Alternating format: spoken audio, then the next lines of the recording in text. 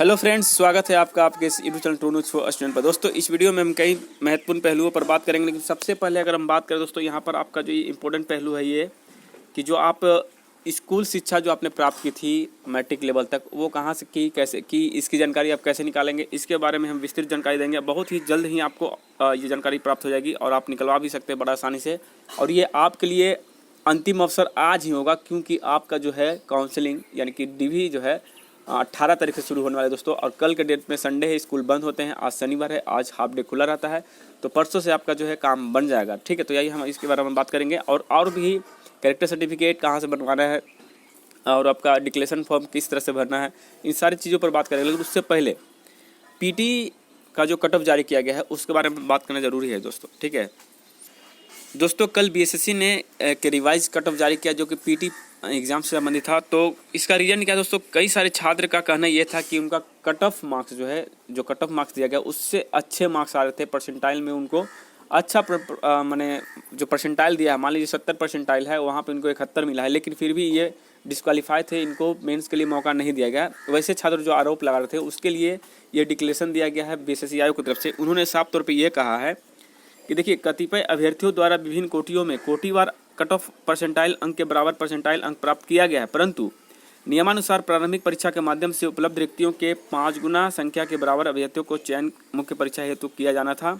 अतएव कोटिवार cut off percentile अंक के बराबर परसेंटाइल अंक वाले प्राप्त करने के बावजूद कुछ अभ्यर्थी प्रारंभिक परीक्षा के उपरांत मुख्य परीक्षा हेतु चयनित नहीं हो सके। यानी दोस्तों, कहने का मतलब साफ यह है कि जो परसेंटाइल कट ऑफ है, मान लीजिए आपका परसेंटाइल कट ऑफ 70.7 था और आपका भी मार्क्स जो है 70.71 है।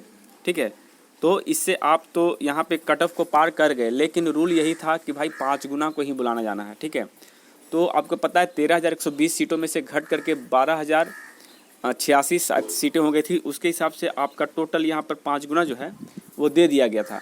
इसलिए कुछ कैंडिडेट का इसमें सिलेक्शन नहीं हुआ है, और जो कि आगे भी नहीं होगा, क्योंकि ये रूल के हिसाब से बीएसएससी आयोग चली है और इसी का ये निर्देश यहाँ पे दी है और आपको बताया है। ठीक है, तो इससे तो आप समझ में आ गया दोस्तों क्यों आपका सिलेक्शन नहीं हुआ। चलिए अब आगे बढ़ते हैं, मेन पॉइंट पर बढ़ते हैं। दोस्तों, जिन भाइयों का 18 तारीख से आपका डीवी होने जा रहा है, यानी कि आपके जो भी डॉक्यूमेंट्स है उसका सत्यापन होने जा रहा है, वो ध्यान दीजिएगा कि आपको किस तरह से करेक्टर सर्टिफिकेट और आपको स्वघोषणा पत्र और बाकी डिटेल भरने हैं, उस पर थोड़ा सा विचार विमर्श जरूर करिएगा। और वैसे छात्र जिनका नहीं है, अभी आने वाले दिनों में अन्य विभाग से होने वाली है, वो भी इसी फॉर्म को दोबारा से भरेंगे, क्योंकि इसी तरह का सारा फॉर्मेट आपको सभी विभाग की तरफ से देखने को मिलेगा। तो सबसे पहले अगर हम बात करें दोस्तों, तो in the court of sub divisional magistrate या एक्जीक्यूटिव मजिस्ट्रेट, तो ये जो है आपका सब डिविजनल मजिस्ट्रेट से आपको ये बनवाना होगा, इसमें साइन करवाना होगा। इसमें आप बाकी भर सकते हैं दोस्तों। आपका नाम यहाँ पे क्या है, यहाँ पे सन की माने पिताजी का नाम क्या हुआ, एज कितना हुआ, आपके कास्ट क्या है, और बाई फेथ यहाँ पे दिया हुआ है वो देख लीजिएगा। नेशनलिटी जो है आपको वो देखना है, ऑक्यूपेशन क्या है, स्टूडेंट है क्या है, विलेज क्या हुआ, टाउन, पोस्ट ऑफिस वगैरह, ये जो सारा डिटेल है वो आपका पर्सनल डिटेल होगा। उसके बाद जब नीचे आइएगा दोस्तों, तो यहाँ पर देखिए, यहाँ पर आपको जो भी मजिस्ट्रेट होंगे यहाँ पर वो डिक्लेरेशन दे देंगे कि मैंने इसको वेरीफाई किया और ये सत्य रूप सच मेरे अनुपस्थिति में ये सत्य है। और उसके बाद यहाँ पे वो उनका जो है खुद का नाम वगैरह जो भी हो और उनका स्टम्प वगैरह और सिग्नेचर होगा। ठीक है, और नीचे आइएगा जब, एक मिनट, और दूसरा जो सत्यापन पत्र है दोस्तों, वो देख सकते हैं, ये बहुत ही ज़्यादा इंपॉर्टेंट आपके लिए होने वाला है। यहाँ पे तो आपको फोटो चिपकाना है, ये कोई बड़ी बात नहीं है। ठीक है, लेकिन उसके बाद यहाँ पे देखिए क्या बताया गया है कि इस सत्यापन पत्र में गलत सूचना भरना या वास्तविकता छुपाए जाने का अयोग्यता माना जाएगा। यानी कि इसमें आपको सारा चीज़ जो है डिटेल के साथ भरना है। और सबसे बड़ी बात दोस्तों, यहाँ पे सरकारी नौकरी वाले, अर्ध सरकारी नौकरी वाले, प्राइवेट सेक्टर वाले या अस्थायी सरकारी नौकरी वाले, सभी के लिए अलग अलग निर्देश दिए गए हैं। तो आइए हम लोग जानते हैं, एक पॉइंट के बारे में समझते हैं दोस्तों। यहाँ पे हम जल्दी जल्दी बात करेंगे। देखिए, सबसे पहली बात पॉइंट नंबर 2 में यही लिखा हुआ है कि अगर मान लीजिए ये सत्यापन पत्र भर देते हैं, उसके बाद आपके पास कोई मुकदमा हो जाता है, आपके ऊपर कोई एफआईआर हो जाता है, या फिर आपने कोई आपके ऊपर मतलब समझ लीजिए एक तरह से कानूनी कार्रवाई होती है, तो उसकी भी उसकी भी जानकारी जो है आपको इस विभाग को देना पड़ेगा। ठीक है, और देखिए, यदि व्यक्ति सेवा के दौरान अगर ये पाया जाता है कि इसने गलत तथ्य इसमें भरे हैं, तो उनको बर्खास्त कर दिया जाएगा, यानी कि जॉब से बाहर कर दिया जाएगा। अब दोस्तों यहाँ पे देखिए क्या करना है, यहाँ पे आपको देखिए कोई आपका नाम भरना है, जो उपनाम है आपका कुल नाम। ठीक है, और कुल नाम में कुछ जोड़ना है या निकाले हैं तो उसका भी निर्देश दीजिए। जैसे नाम लोग कुछ बदलवाते हैं, कुछ जुड़वाते हैं। वर्तमान पता जैसे गांव, सड़क, स्ट्रीट नंबर, गली नंबर, जो भी है वो आपको भरने होंगे। उसके बाद घर का पूरा पता, ठीक है। उसके बाद नीचे जब आइएगा तो देखिए यहाँ पे आपको भरने होंगे कि कब से कब तक आप उस जगह पे रहे हैं और किस ज़िले में या उस ज़िले का मुख्यालय का नाम क्या है, ये कब से कब तक की बात की है, ठीक है। और उसके बाद दोस्तों यहाँ पे नीचे आइएगा तो पिता के उपनाम, जैसे मान लीजिएगा कोई पिता का नाम है तो ठीक है, नहीं तो उपनाम है तो भी लिख सकते हैं, लेकिन यहाँ पे आपको सिर्फ नाम लिखना है पिताजी का। और उसके बाद यहाँ पे नाम लिखने के बाद यहाँ पे राष्ट्रीयता क्या होगी, उसके बाद जन्म स्थान कहाँ है, ये देखिए ये पिताजी के बारे में बताया गया है। व्यवसाय क्या करते हैं, वर्तमान में दिव्यांगत होते हैं तो उसके बारे में लिखना है, घर का अस्थायी पता लिखना है, माँ के बारे में लिखना है, पत्नी के बारे में, भाई के बारे में, बहन के बारे में, सभी के बारे में इसी तरह से डेटा आपको भरना है डेट ऑफ बर्थ के साथ, ठीक है। और नीचे जब आइएगा तो देखिए उस पुत्र या पुत्री या पुत्रियों के बारे में सूचना है जो विदेश में रह रहे हैं। तो भाई ऐसा तो कोई है नहीं, अगर है तो वो भी आप मेंशन कर सकते हैं यहाँ पे। नीचे जब आइएगा दोस्तों जन्म तिथि आपकी होगी, ठीक है, राष्ट्रीयता आपका होगा, वर्तमान आयु आपकी होगी, ये सारा चीज़ आपका होगा, ठीक है। उसके बाद नीचे आइएगा तब सबसे ज़्यादा इंपॉर्टेंट जो है पॉइंट नंबर 10 है, जो कि लड़के कई बार हमसे सवाल पूछ चुके हैं। तो दोस्तों यहाँ पे बताया गया कि 15 वर्ष की आयु से जिन स्कूलों व कॉलेजों में शिक्षा प्राप्त की, ठीक है, तारीख सहित उसका उल्लेख करते हुए शैक्षणिक योग्यता लिखे। देखिए 15 वर्ष की आयु से बोला है, आयु तक नहीं बोला है, यानी 15 वर्ष के बाद आपने कहाँ गए हैं उसके बारे में लिखना है दोस्तों। अगर आप प्राइमरी स्कूल में थे, माध्यमिक स्कूल में थे या हायर सेकेंडरी स्कूल में थे तो आपको उसके डेटा लिखना होगा कि कौन से स्कूल या कॉलेज में थे। मैक्सिमम दोस्तों 15 वर्ष की उम्र में जो है मैट्रिक पास हो जाते हैं, तो अधिकतर कैंडिडेट जो बिहार में खास करके हाई स्कूल नहीं बल्कि कॉलेज है, फिलहाल अभी तक यही देखा जा रहा है। तो आप कॉलेज का नाम दे सकते हैं, कॉलेज में प्रवेश की तारीख आप लिख सकते हैं, स्कूल छोड़ने की तारीख लिख सकते हैं और कौन सी परीक्षा पास की ये भी लिख सकते हैं। दोस्तों ये कहाँ से आपको प्राप्त होगा, देखिए अगर आपने एडमिशन करवाया होगा तो रसीद वगैरह ज़रूर होंगे आपके पास, ठीक है। अगर ये दोनों में से रसीद वगैरह कुछ भी नहीं है तो आप डायरेक्ट आज के डेट में ही, जिन भाइयों का 18 को, 19 को, 20 को है, आज के डेट में ही आप उस कॉलेज में जाइए जहाँ से आप 15 वर्ष के बाद शिक्षा प्राप्त की है और डायरेक्ट जा करके वहाँ के प्रधानाध्यापक, प्रिंसिपल हों या फिर वहाँ के कोई भी कर्मचारी, कोई भी स्टाफ से आप संपर्क करिए और कहिए कि सर मेरा जो है पोस्टिंग फलना विभाग में होने वाला है और उससे रिलेटेड मुझे जानकारी चाहिए कि मेरा एडमिशन कब हुआ था और मैं यहाँ से कब बाहर निकला हूँ और साथ ही मैंने कब तक परीक्षा पास की। इसके रिलेटेड वहाँ पे जानकारी आपको 100% मिलेगी, क्योंकि मैंने भी इसी तरह से जानकारी प्राप्त की, वो भी एक क्लर्क के माध्यम से। वहाँ पे देखिए स्कूल में एक क्लर्क भी होते हैं जो नाम लिखने वगैरह का काम भी करते हैं, ठीक है। तो आप उनसे डायरेक्ट संपर्क कर सकते हैं और आपका काम चंद मिनटों में हो जाएगा।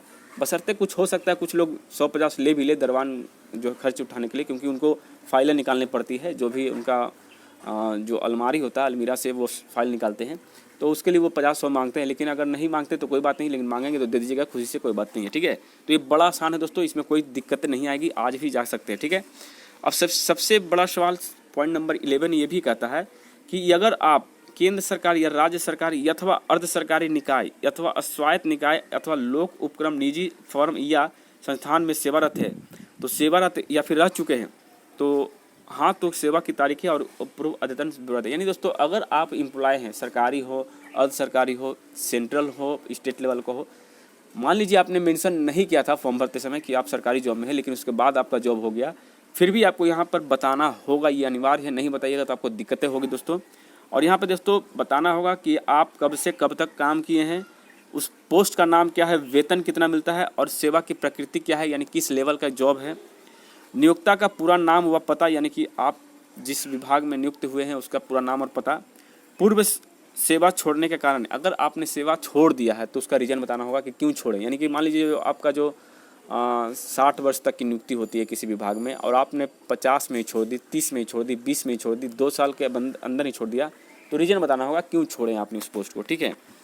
चलिए दोस्तों आगे बढ़ते हैं। अब दोस्तों यहाँ पर जो आप देख रहे हैं ये जो पॉइंट नंबर 11 के बाद से जितने भी चीज़ें हैं ये विभाग द्वारा मांग किया जा रहा है, इसको आप कैरेक्टर सर्टिफिकेट नहीं मान सकते हैं, ठीक है। ठीक है, ये है जो विभाग द्वारा कुछ जानकारी आपसे लेना चाहते हैं, जैसे कि क्या आपको कभी गिरफ्तार किया गया है, कभी आप पर मुकदमा चला है, हाँ या नहीं में, तो सब में नहीं करना है। क्या आप कभी हिरासत में रखा गया है, क्या आपको नज़रबंद किया गया है, ये सारा डिटेल ये जो है आपका बीएसएससी बोल रहा हूँ, मतलब रिलेटेड विभाग जिसमें आपकी पोस्टिंग हो रही है वो डिमांड कर रहा है। ये मत समझिएगा कि ये किसी अधिकारी से साइन करवाना होगा, ये सब नहीं, आपको ये सिंपली भर के जाना है। यहाँ पर आपको नीचे जब आइएगा तो यहाँ पे भरने के बाद क्या होगा कि यहाँ पर आपका सिग्नेचर, तारीख और स्थान होगा, और बाकी जो है ये विभाग द्वारा काम किया जाएगा, यानी कि कार्यालय द्वारा भरा जाएगा। ठीक है, चलिए। और एक महत्वपूर्ण बात दोस्तों, जब इसको आप भरिएगा ना तो यहाँ पे एक बात बताएगा कि प्रत्येक प्रश्न का विशिष्ट उत्तर हाँ या नहीं जैसा भी मामला हो काट दिया जाए। यानी कि दोस्तों अगर आपको नहीं करना है तो हाँ वाला को आपको काट देना होगा। ठीक है, जैसे कि मान लीजिए आपको लिखना है कि क्या कभी किसी विधि न्यायालय में किसी अपराध के लिए आपको दोषी सिद्ध किया गया है, अगर नहीं तो ये हाँ वाला को आप काट दीजिए। ठीक है, इस तरह से क्रॉस नहीं लगाना है। ठीक है, सिर्फ एक तरह से इसे काट देना है। ठीक है, ये काट दीजिएगा तो वो समझ जाएंगे कि नहीं है। ठीक है, चलिए देखिए दोस्तों, इस विभाग ने एक छोटी सी गलती की है। वो गलती क्या है कि इन्होंने जो ये फॉर्मेट दिया है in the court of sub divisional magistrate का, तो यहाँ पर इन्होंने बीपीएससी का जिक्र किया है। देखिए यहाँ पे लिखा हुआ है कि जितने भी डॉक्यूमेंट्स है वो सब के सब सही है। Requirement under Bihar public service commission are true by the best my knowledge. ठीक है, तो यहाँ पर जो है ना बीएसएससी देना चाहिए था, तो खैर इन्होंने मिस्टेक किया, कोई दिक्कत नहीं है। तो इस तरह से आपको बीएसएससी का भी मिल जाएगा फॉर्मेट, कोई दिक्कत नहीं आएगी। ठीक है, चलिए आगे बढ़ते हैं। लेकिन एक बात है, ये आपको एसडीएम से करवाना होगा साइन। ठीक है, ये एसडीएम ही करेंगे। और ये कब करेंगे दोस्तों, ये आप सारा डॉक्यूमेंट्स आप उनके पास जब लेकर जाइएगा तब करेंगे। ठीक है दोस्तों, अगर आपको जो है इसका फॉर्मेट चाहिए, ठीक है ना, तो ये फॉर्मेट मैं अपने टेलीग्राम चैनल पर दे दूंगा। देखिए यहाँ पर आपको बिहार स्टाफ सिलेक्शन कमीशन से रिलेटेड जो है फॉर्मेट मिल जाएगा, तो आप देख सकते हैं, यहाँ पे देख लीजिए। ठीक है, तो ये फॉर्मेट अगर चाहिए सत्यापन वाला तो मैं आपको टेलीग्राम चैनल का लिंक दे दूंगा, वहाँ से आप इसको डाउनलोड कर सकते हैं बड़े आसानी से। और भी देखिए उसके बाद दूसरा है दोस्तों, आपको ये सत्यापन प्रपत्र भी डाउनलोड करने के लिए आप हमारे टेलीग्राम चैनल से जुड़ सकते हैं, वहाँ पे भी आपको ये भी दे दिया जाएगा। ठीक है, तो जिन छात्रों का हो रहा है वो तो ठीक है, जिनका नहीं हुआ है अभी आने वाले दिनों में होगा, वो भी इसको आप आसानी से डाउनलोड कर सकते हैं, इससे आपको भरने में ज़्यादा कठिनाई नहीं होगी। ठीक है, अब सबसे बड़ा सवाल ये है कि चरित्र प्रमाण पत्र यानी कैरेक्टर सर्टिफिकेट वो बनाने होंगे या फिर इसी से काम चलेगा। दोस्तों यहाँ पर देखिए, आपको मैं दिखाना चाहूँगा, यहाँ पर आपको लिखा हुआ है कि पूर्ण रूप से भरा हुआ, ठीक है, पूर्ण रूप से भरा हुआ चरित्र एवं पूर्ववृत्त सत्यापन प्रपत्र 2 यानी 2 कॉपियों में जो है लेकर जाना है। विहित पत्र जो है विभागीय वेबसाइट पर उपलब्ध है। तो दोस्तों यहाँ पे यही कहा गया है कि जो विहित प्रपत्र है यानी जिसके बारे में अभी मैंने बताया वो क्या है, वो आपका वेबसाइट पर उपलब्ध है, लेकिन आपको पूर्ण रूप से भरा हुआ चरित्र प्रमाण पत्र का फॉर्मेट यहाँ नहीं दिया गया है। इसके लिए आपको खुद से बनवाने होंगे। अगर बनाए हुए हैं तो अच्छी बात है, नहीं बनाए हैं तो आपको बना लेना चाहिए। ठीक है, तो ये बहुत पहले से मैंने कहता रहा हूँ कि भाई आप जो भी सर्टिफिकेट हैं आप पहले से तैयार रखें। तो कैरेक्टर सर्टिफिकेट तो एक दिन की काम नहीं है, अगर आप नहीं बनाए हैं तो कोई दिक्कत ज़्यादा नहीं होगी, लेकिन आप बनवा लीजिए जिन भाइयों का भी होना है, क्योंकि उसी के बेस पर आपको जो है यहाँ पे सत्यापन किया जाएगा और आपको वैलिड माना जाएगा। तो चलिए फिर मिलेंगे नए वीडियो में अपडेट के साथ, तब तक ले जय हिंद, जय भारत।